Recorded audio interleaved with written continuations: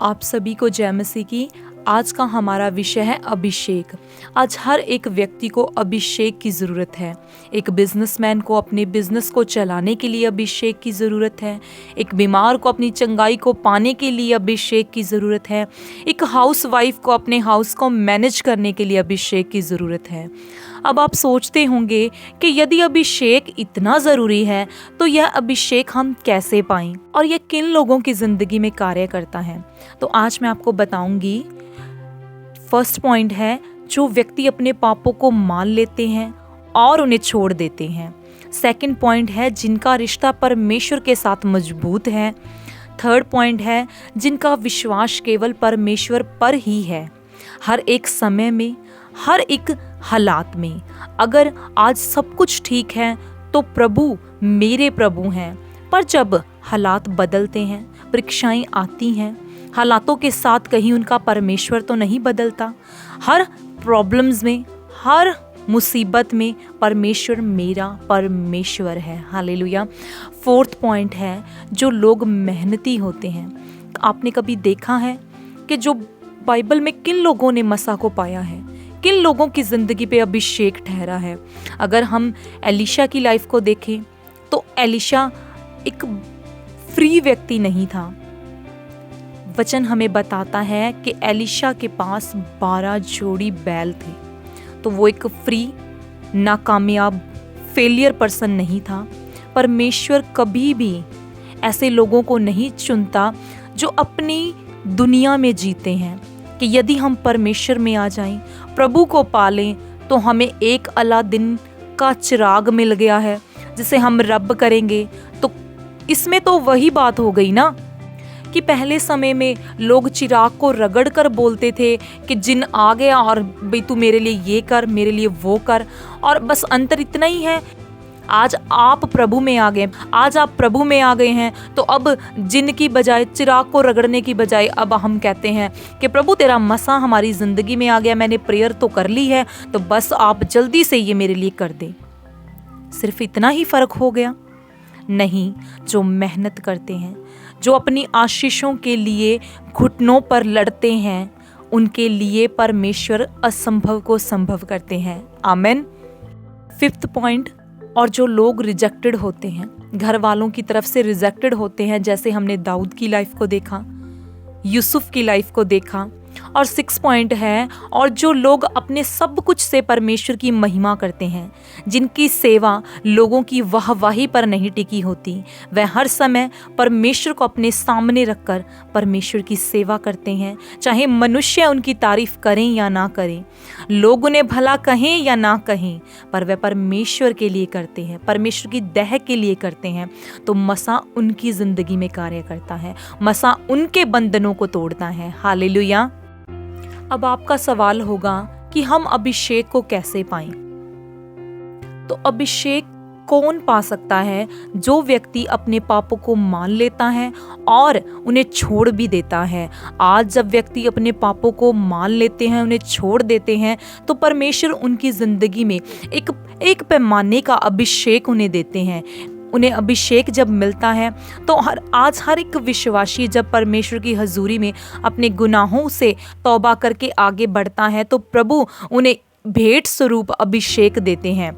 तो आज हर एक विश्वासी को अभिषेक तो दिया जाता है, पर क्या कारण है कि यशाया 10 की 27 हर एक व्यक्ति की ज़िंदगी में पूरा नहीं होता? कुछ व्यक्ति अपने बंधनों से छुटकारा पाते हैं, पर कुछ व्यक्ति यशाया 10:23 उनकी ज़िंदगी में पूरा क्यों नहीं होता? जैसे कि परमेश्वर का वचन हमें बताता है कि उस समय ऐसा होगा कि उसका बोझ तेरे कंधे पर से, उसका जुआ तेरी गर्दन पर से उठा लिया जाएगा और अभिषेक के कारण तेरा हर जुआ तोड़ दिया जाएगा। आमेन। अभिषेक तो सबको दिया गया, पर क्या कारण है कि किसी की जिंदगी में वह बढ़ा और वह बढ़ता ही गया, पर कुछ लोगों की जिंदगी में नहीं। पर इसका कारण क्या है? अब एक ने तो अपने अभिषेक को बरकरार रखा और उसे वह दिन प्रतिदिन पवित्रताई में बढ़ता गया और पवित्र लोगों की संगति में रहा, पर कुछ ने उसे ना बनाकर रखा। इसका कारण क्या है? हम उदाहरण से देखेंगे कि दो लड़कों ने एक बहुत ही सुंदर अंजीर के पेड़ को देखा। उसमें बहुत ही अच्छे फल लगे हुए थे। जब उन्होंने देखा तो उनका मन बहुत ही आनंदित हुआ और उन्होंने सोचा कि हम भी सेम ऐसे ही पेड़ को अपने घर पर उगाएंगे। तो उन दोनों ने अंजीर के पौधे को लिया और अपने अपने घर में लगा दिया। तो वे हर दिन बड़े आनंद से, बड़े उत्साह से उसमें पानी डालते और दिन प्रतिदिन उसकी देखभाल करते और वे देखते कि ये बढ़ने वाला है, बढ़ने वाला है। तो वे लगातार उसे डालते, पानी डालते, खाद डालते, उसकी देखभाल करते। पर कुछ समय बाद जब ऐसे ही समा गुजरता गया तो कुछ सालों के बाद तो देखा तो एक के घर में तो अंजीर का पेड़ बहुत ही अच्छा हुआ और उसे फल भी लगे, पर दूसरे के पेड़ पर जब देखा गया तो उसमें कोई फल नहीं था, वह पौधा बिल्कुल सूख गया था। इसका कारण क्या है?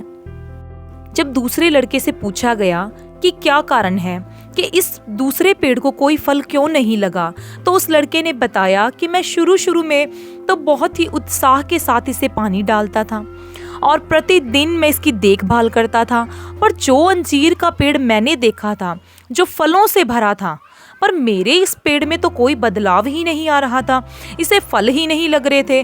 और जब इसमें कोई बदलाव नहीं आ रहा था तो मैंने इसमें पानी डालना ही छोड़ दिया। हालेलुया। तो अभिषेक भी तो एक छोटे पौधे के रूप में एक विश्वासी को दिया जाता है। तो कुछ तो अपने विश्वास रूपी पानी से, उपवास, प्रार्थना और वचन रूपी खाद से उसे संभालते हैं और प्रभु के राज्य के लिए एक सामर्थी हथियार बनते हैं जो शैतान के राज्य को नाश कर देता है। पर इससे उलट कुछ लोग तो कुछ समय ही प्रार्थना, वचन, उपवास और पवित्रताई में रहते हैं और जब वे देखते हैं कि कोई बदलाव ही नहीं हो रहा, मैं तो प्रार्थनाएं भी करता हूँ, मैं वचन भी पढ़ता हूँ, मैं उपवास भी करता हूँ, तो वे परमेश्वर के बड़े बड़े अभिषिक्तों को देखते हैं और वो कहते हैं कि हे प्रभु, ये कैसे इतनी दृढ़ताई से आपके कार्य को करते हैं, इनके एक बार बोल देने से ही दुष्ट आत्माएं निकल जाती हैं, पर मेरी लाइफ में ऐसा क्यों नहीं होता। तो वे कुछ समय की प्रार्थना, पवित्रताई और वचन को करके अक जाते हैं और प्रभु यीशु मसीह के पीछे चलना छोड़ देते हैं। फिर वे दूसरों के साथ अपनी तुलना करते हैं और कहते हैं कि हे प्रभु, हम दोनों ने तो एक ही समय पे तौबा की थी, फिर क्या कारण है कि एक तो शैतान को निकालने वाला है और दूसरा उसी ही शैतान से पीड़ित है।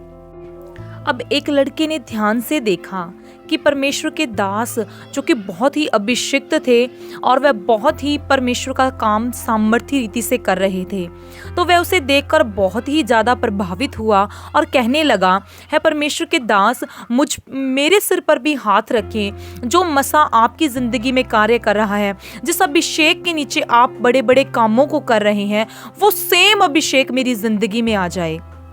तो उस परमेश्वर के अभिषिक्त ने कहा कि परमेश्वर तुझे जिंदगी में बड़े बड़े दुखों में निकाले, तुझे इतने दुख दे, तुझे इतने दुख दे।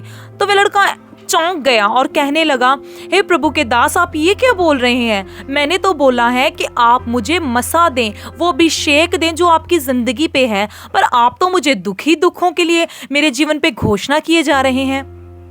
तो अभिषेक आपके एंटरटेनमेंट के लिए नहीं है। अभिषेक एक सामर्थी वेपन है जो परमेश्वर अपने लोगों को देते हैं, जो शैतान के किंगडम को नाश करता है। अभिषेक को पाने के लिए आपको कीमत अदा करनी पड़ती है। अब आप पूछेंगे, तो क्या दुख आएंगे? हाँ, बिल्कुल आएंगे। तो क्या सताव आएगा? हाँ, बिल्कुल सताव आएगा। तो क्या पीड़ाएं आएंगी? हाँ, बिल्कुल पीड़ाएं भी आएंगी। हालेलुया। तो आइए हम परमेश्वर के वचन से देखेंगे। 1 शमूएल 16:12। तब वह उसे बुलाकर भीतर ले आया, उसके तो लाली झलकती थी और उसकी आंखें सुंदर और उसका रूप सुडौल था। तब यहोवा ने कहा, उठकर इसका अभिषेक कर, यही है। हालेलुया। अब 16 अध्याय में दाऊद का अभिषेक हुआ और 17 अध्याय में दाऊद ने गोलियत को मारा, जिस दुश्मन के सामने पूरी इजरायली सेना जाने से डरती थी, पूरी इजरायली सेना जिसे देखकर भयभीत थी, जिसके सामने जाने का किसी का हियाव ना हो रहा था, उसे किसने मारा? जिस लड़के के वचन हमें बताता है कि जिसके चेहरे से लाली झलकती थी, उसने जब परमेश्वर का अभिषेक उसकी जिंदगी में आया तो वह दलेर हो गया और दलेरी के साथ उसने उस गोलियत को मारा। हालेलुया। जब परमेश्वर का अभिषेक आपकी जिंदगी में आता है तो आप दलेरी को पाते हैं। आप दुष्ट से डरते नहीं बल्कि उस दुष्ट का सामना करते हैं। जैसे वचन कहता है कि जब शैतान का तुम सामना करोगे तो शैतान तुम्हारे आगे से भाग निकलेगा। तो जब अभिषेक हमारी जिंदगी में आता है तब आप दलेरी को पाते हैं। हालेलुया।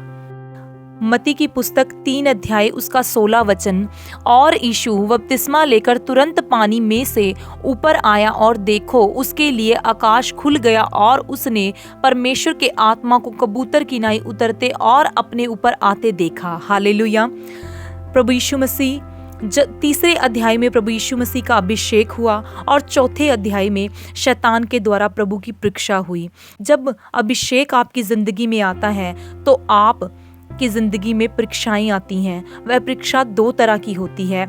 एक होती है शैतान की तरफ से।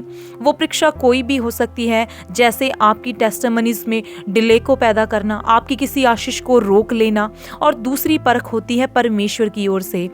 उस परख में दुख, परीक्षाएं चाहे कुछ भी क्यों ना आए, पर वह आपके विश्वास को उस दुख और परीक्षाओं की आग में तपाकर सोने की नाई चमका देते हैं। हालेलुया। प्रेरितों के कार्य 2 की 2 को पढ़ेंगे। और एकाएक आकाश से बड़ी आंधी की सनसनाहट का शब्द हुआ और उससे सारा घर जहां वह बैठे थे गूंज गया। हालेलुया।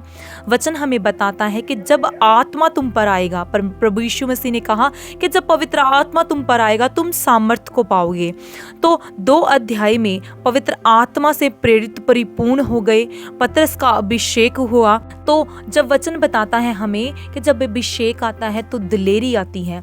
जो पतरस एक छोटी सी लड़की के डर के कारण जिसने प्रभु यीशु मसीह को जानने से इनकार कर दिया, वचन हमें बताता है कि जब आत्मा से वह परिपूर्ण हो गया, आत्मा और अभिषेक से भर गया, तो वह हियाव से प्रभु के कामों को करने लगा। और जिन लोगों से वह डरता था, जब उसने छोटी सी बच्ची से कहा कि मैं इसे नहीं जानता, अब वह भीड़ के सामने खड़ा होकर हियाव से कह रहा है कि तुमने प्रभु यीशु मसीह को सलीब पर चढ़ाया है। हालेलुया। जब अभिषेक आता है तो चंगाई आती है, निर्बल बल को पाता है, बुद्धिहीन बुद्धि को पाता है, बीमार चंगाई को पाता है, शैतान से जकड़े हुए आज़ादी को पाते हैं। सो आज की इस वीडियो में हमने देखा कि अभिषेक कैसे आता है और इसको कैसे बनाए रखें, और हम आपको अपनी नेक्स्ट वीडियो में बताएंगे कि यह अभिषेक कैसे आपकी ज़िंदगी में कार्य करता है। सो आप सभी को जय मसीह की।